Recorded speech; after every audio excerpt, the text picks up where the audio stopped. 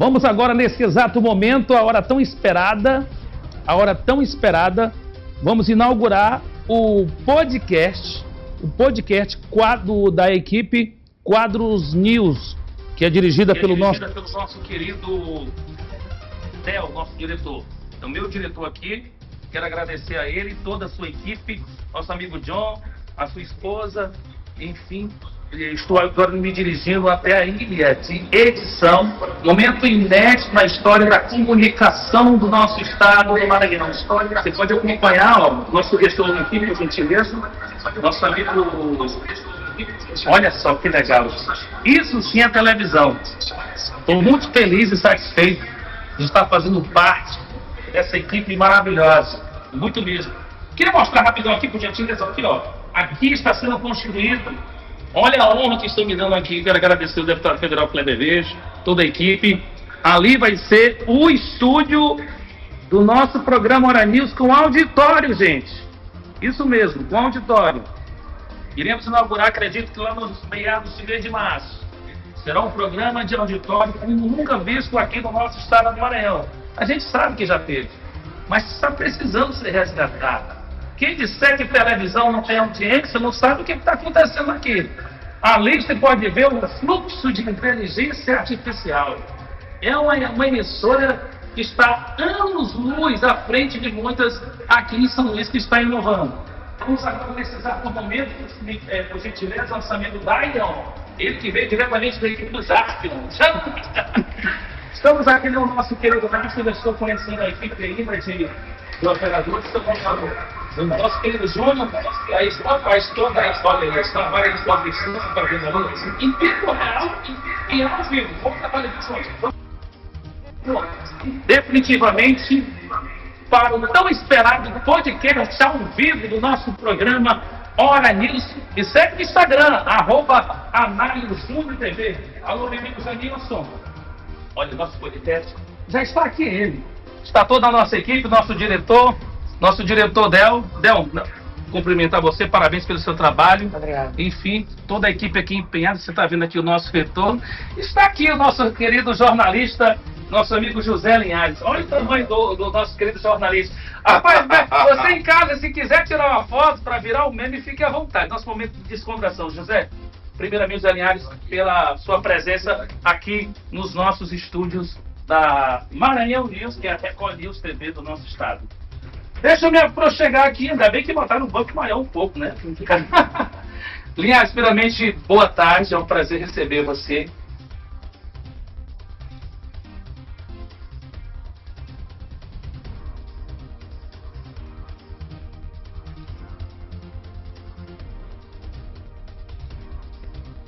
Antes de mais nada, agradecer ao convite, né, dizer que eu me sinto muito lisonjeado em estar aqui, te parabenizar pela nova empreitada, te desejo muita sorte, sucesso, mas é que eu acredito que tu não vai precisar muito, porque já é uma pessoa que já tem know-how, já sabe do que está fazendo muito bem, já conta com a confiança da casa e o resultado desse é esperado, que é sucesso. Então pode contar comigo aí para essa ou outras oportunidades que aparecerem. Fique à vontade, José Linhares. Então vamos direto ao assunto. Assembleia Legislativa. Foi dado o início dos trabalhos e já começou com um quiprocó entre o governo e a oposição em relação a uma sessão extraordinária. O PSB teve uma reviravolta.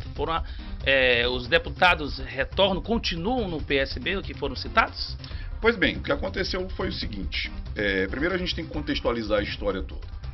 O PSB foi, durante muito tempo, pelo menos nos últimos 3 anos e meio, o maior partido do estado, com a maior bancada de deputados, com senadores eleitos, no caso a Ana Paula Lobato e o ex-ministro Flávio Dino, que abdicou do cargo, e assim que ela assumiu, ela foi para o PSB. E toda essa estrutura partidária foi criada nas eleições de 2022 e foi comandada pelo ex-governador, pelo atual governador, né, Carlos Brandão. Ocorre que, nos últimos tempos, um grupo do PSB, de revoltosos, né, conseguiu dar um golpe lá em Brasília e acabou assumindo o partido. Um partido que só é do tamanho que é no Maranhão por conta da ação do atual governador Carlos Brandão. Se o PSB é esse monstro todo que a gente vê de grandeza, por conta da ação do Carlos Brandão e por conta da presidente da Assembleia, Iracema Vale. Ocorreu um racha dentro do grupo. De um lado ficou o Carlos Brandão com a Iracema e outros deputados. Do outro ficaram o Otelino Neto, Carlos Lula, Rodrigo Lara, que assumiram o comando do poder, assumiram o comando do partido. E com esse comando do partido, para tentar tumultuar o governo, para tentar fazer oposição na Assembleia, eles expulsaram 70% da bancada quase. Meu Deus. De canetada. Chegaram e expulsaram. Só alguns acabassem sendo... Isso. E a rapaziada que gosta muito de... É uma rapaziada que gosta muito de falar de moralidade política. É uma rapaziada que sempre que qualquer ocasião se apresenta para que eles apontem erros de seus adversários, eles estão sempre apontando. Adoram falar de oligarquia, adoram falar de fascismo para lá, fascismo para cá. Só que a pergunta que fica é: como alguém que expulsa 70% de uma bancada que foi colocada lá pelo voto, que foi colocada pelo voto popular, pode falar em democracia, pode falar em ordenamento político? Então, só que eles esperavam que essa manobra que eles iriam fazer ia ficar impune. Só que não. Os deputados entraram na justiça e conseguiram, por via judicial, reverter a decisão da expulsão. E agora que a maior parte da bancada é do mesmo grupo e é de oposição à oposição ao governo, o que acontece é que eles entraram em parafuso. Ontem mesmo na Câmara. Entraram em parafuso. O Rodrigo Lago chegou, inclusive, a sugerir, e aqui eu quero que fique bem claro o que eu estou dizendo, a sugerir que a presidente Iracema Vale não cumprisse uma decisão judicial. Ele é advogado. Ele quer ser o presidente da Assembleia porque ele estava querendo coordenar ela lá na hora, no momento que... Então, duvidando até da idoneidade da presidente, que chegou até a retrucar sobre isso. O que aconteceu basicamente é o seguinte: fizeram uma manobra, levaram um contra-ataque inesperado e entraram em desespero. Meu Deus. Agora, o telespectador agora ele pode se perguntar o seguinte: mas Linhares, não seria justo a presidência do partido expulsar os deputados? Não, não é justo. Por que não é justo? Porque todo partido, ele só consegue tempo de televisão, fundo partidário, todas essas situações graças aos votos daqueles que lá são eleitos. Então todo político que ele integra um partido numa eleição majoritária, ele de certa forma dá a contribuição dele para que esse partido tenha tempo de televisão, para que ele tenha estrutura, para que ele possa caminhar com as próprias pernas, por assim dizer. Participe de grandes comissões e tenha relevância política lá em Brasília. Então, o partido, ele não pode ter o direito de simplesmente chegar, depois de se utilizar dos votos desses deputados, chegar e expulsá-los. E é uma relação de reciprocidade política. Hoje em dia, não sei se os telespectadores sabem, se um deputado abandona um partido, ele perde o mandato. Entendi. O partido, ele pode requisitar o mandato via judicial. Então, por que serve para o partido? Porque quando o partido se sente abandonado pelo parlamentar, ele tem esse direito jurídico de requisitar o mandato. E por que esse partido se sente no direito de expulsar sem nenhum tipo de justificativa plausível, não um, mas 7, 8 deputados? Então, o que aconteceu foi isso. Tentaram um golpe, tentaram apear o maior partido do Estado, né, por via de uma decisão completamente fascista, que o que não é democrático é fascismo, o que é tomado via de regra por dentro do espaço em que ocupam 10, 15, 20, 30, você tem um espaço em que ocupam 10, 20, 30 pessoas. A partir do momento que se arroga uma decisão que vai determinar o futuro de todos esses sem ouvi-los e indo a contraponto da posição deles, o que está acontecendo é um fascismo, é uma ditadura. Mas ainda bem que foi uma situação que, pelo menos aparentemente, temporariamente, foi corrigida pela justiça. A gente pode observar aqui a nossa equipe sempre empenhada. Mandar um abraço mais uma vez ao nosso diretor Del, da Quadro Filmes, nosso querido amigo Leandro e também o nosso querido Daniel, nosso cinegrafista. Parabéns pelo trabalho aí, rapaziada. O negócio tá bonito. Tem a tela cheia também aqui pra mim, a gente ver como é que tá. Estamos aqui em experimento, eles estão organizando ali. Olha só, eu tenho acompanhado o seu trabalho no seu Instagram, que é @JoséLinharesJúnior, né? Isso. E você publicou o seguinte: cofres travados, votação do orçamento 2026 segue incerta, agora saindo da Assembleia, indo para a Câmara Municipal, incerta na Câmara Municipal de São Luís. Como é que tá esse imbróglio também lá? O que acontece é o seguinte... O prefeito diz uma coisa, os vereadores outra, tem vitimismo de qual parte ou não? Não tem um fato. O fato é que verdadeiramente a Câmara, ela é hostil ao prefeito. A Câmara é hostil ao prefeito. Isso não se pode negar. Agora, a grande questão, a grande pergunta que se faz nesse assunto, não é constatar o óbvio. Há essa hostilidade. Se ainda não foi votado o orçamento e está prejudicando a prefeitura, tem que se saber por quê. Na questão da falta das emendas? Então ela é... Toma lá da cá. É porque os nossos vereadores, eles não são conhecidos muito pela inteligência.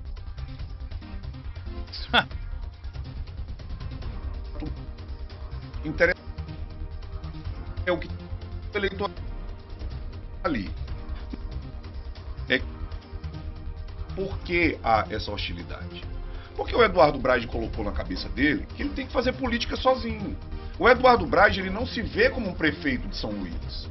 Ele se vê como uma espécie de czar, ele se vê como uma espécie de rei, ele se vê como uma espécie de mega influência da cidade. Quer ele queira, quer não, quer o José Linhares Júnior ache os vereadores incompetentes ou não, a lógica que eu acabei de falar para os deputados também servem para eles. Foram pessoas que foram colocadas no legislativo municipal pelo voto popular, pelo sufrágio popular. Eu, como jornalista, posso criticar. Eu não tenho uma obrigação de ter relação com nenhum desses vereadores. O Braide, como prefeito de São Luís, ele tem obrigação de manter uma boa relação com a Câmara. Só que o que foi que ele fez nos últimos 6 anos? Ele desprezou o poder legislativo municipal e, inclusive, se hoje ela está na mão do Paulo Vitor e corre o risco de cair na mão do Beto Castro, muito possivelmente um dos vereadores mais desqualificados da história dessa cidade, é por culpa também do prefeito Eduardo Braide, que abandonou. Já que o prefeito Eduardo Braide foi tão bom para indicar o Douglas, para indicar o Dr. Joel, para fazer campanha para essas pessoas, por que ele não pôde fazer política para que esse grupo de vereadores tivesse alguma força dentro da Câmara? Porque se os aliados de Braide hoje não apitam em nada na Câmara de vereadores, é porque o Braide desprezou a questão da Câmara. Da mesma forma que está desprezando a questão do transporte público e como vem desprezando vários e vários outros setores da administração pública municipal. Eu estou vendo, se for da sua permissão, numa próxima oportunidade, gostaria de lhe convidar para a gente fazer um pouquinho mais cedo esse momento do podcast, que eu já estou sentindo o clima da emoção, da polêmica que vai ser esse podcast. E já que você falou da questão do transporte público, foi uma outra situação que você publicou em seu Instagram, @JoséLinharesJúnior, só agora um pouquinho mais breve, que a gente já está para encerrar o programa. Conflito aberto. Nova audiência sobre a greve de ônibus ocorre nessa terça-feira, né? Quer dizer, não tem ainda uma solução? Não tem solução. Aqui se deve tudo isso, todo ano a mesma novela. Não tem solução, porque o prefeito nunca se empenhou em buscar uma solução.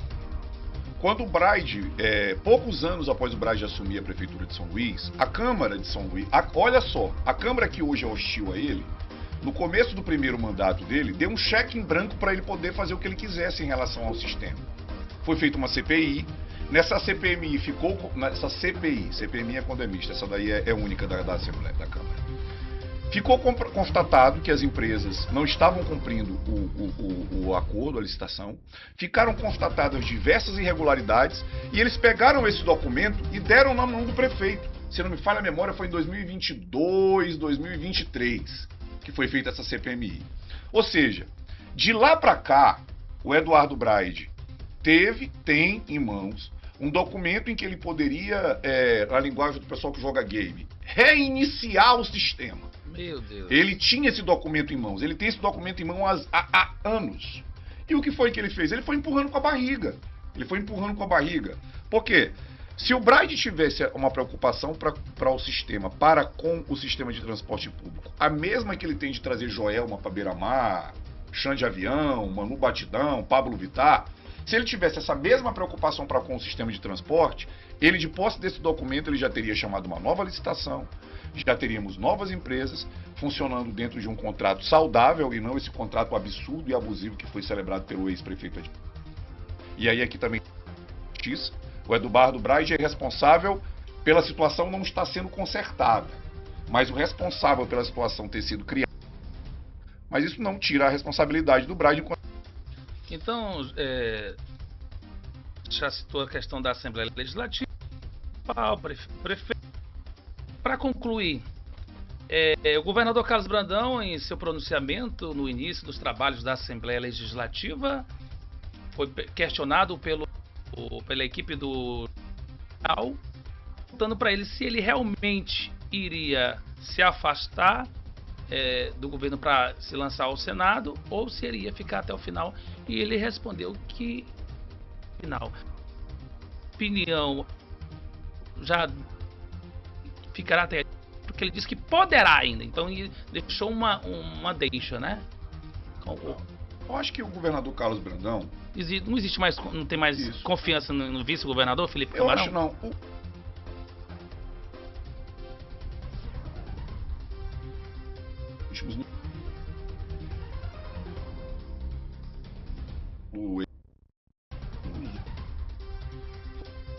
7 anos de Flávio Dino, com mais 4 dá 12 anos.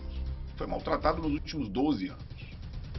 O fato é que o Carlos Brandão, entre 2015 e 2022, que foi o período do governo do Flávio Dino, ele não tinha absolutamente nenhum protagonismo no governo. Ele não tinha absolutamente... Você olha para ver grandes figuras de vices hoje. Vamos pegar o governo federal. Nem aparecia, né? Você vê o governo federal. O Geraldo Alckmin, apesar de ser visto do presidente Lula, ele tem um protagonismo. Um protagonismo do qual o Carlos Brandão nunca teve. E depois que o Flávio saiu do poder e o Brandão virou governador, e o que se observou foi uma continuidade de tratamento. O Carlos Brandão saiu do posto de vice-governador para governador do estado, para mandatário máximo da política no estado. Ele continuou sendo tratado pelo pessoal do Felipe Camarão, pelo Carlos Lula, pelo Márcio Gerri, como se ele fosse um vassalo. Meu Deus. E aí, meu amigo, eu acredito que o que está acontecendo com o Carlos Brandão é aquela coisa, paciência tem limite. Acho que ele, durante todo esse tempo, ele tentou compor, ele foi tentando compor. Tentou até reconciliar, né? Isso. A pedido do presidente nacional do partido, do Isso. PT. Tentou reconciliar várias vezes. Só que com eles é o seguinte, o nosso acordo é o seguinte, faz o que a gente manda. Manda quem pode, obedece quem tem juízo. Faz o que a gente manda. É impossível você chegar para um governador do estado que está com a máquina na mão, que está com a caneta na mão, que tem a lealdade da maioria do grupo e dizer o seguinte, o nosso acordo é o seguinte, faça o que eu estou te mandando. Quem conhece o Carlos Brandão minimamente, sabe que ele não vai aceitar isso. E quem conhece o político para aceitar esses termos, ele tem que ser muito frouxo. Ele tem que ser muito sangue de barata. Entendeu? E o que o grupo do vice-governador Felipe Camarão exige é isso, é submissão completa. E eu acredito o seguinte, não é que o Carlos Brandão pode mudar de ideia. Eu acho que absolutamente nenhum político no lugar do Carlos Brandão iria aceitar esses termos. E eu vou fazer uma provocação para ti agora. Tu acha que o Flávio Dino, se estivesse no lugar do Carlos Brandão, e chegasse o Carlos Brandão lá em 2020 e pouco para o Flávio Dino e fizesse essa proposta, o nosso acordo é tu fazer o que eu te mando, tu acha que o Flávio Dino ia aceitar? Nunca. Então, Por que o Brandão tem que aceitar? Então, José Linhares, obrigado pela sua participação aqui na nossa estreia do nosso podcast, da nossa querida equipe Quadros Filmes. E para finalizar, com as suas considerações finais, a galera tá com saudade de você na televisão. Há perspectiva de alguma emissora ou está nos bastidores? Acabei, inclusive, de receber um convite. Mas eu tô de umas negociações aí, eu acho que depois do carnaval, porque eu tava no Grupo Mirante, eu dei uma saída lá, pedi pra... A gente chegou com um acordo lá pra eu sair. Eu decidi tirar aí 6 meses aí de... Não é de férias do trabalho, que eu continuo no blog, continuo fazendo os vídeos. Você não para. E tô analisando umas propostas aí, quem sabe. Deixa em off. A todos uma ótima tarde, e a gente finaliza mais um programa Hora News. Agradecer mais uma vez a presença do nosso querido jornalista renomado José Linhares Júnior. A gente se encontra amanhã no mesmo horário, 1 da tarde. Tchau, tchau, gente. Uma ótima tarde a todos. Até logo.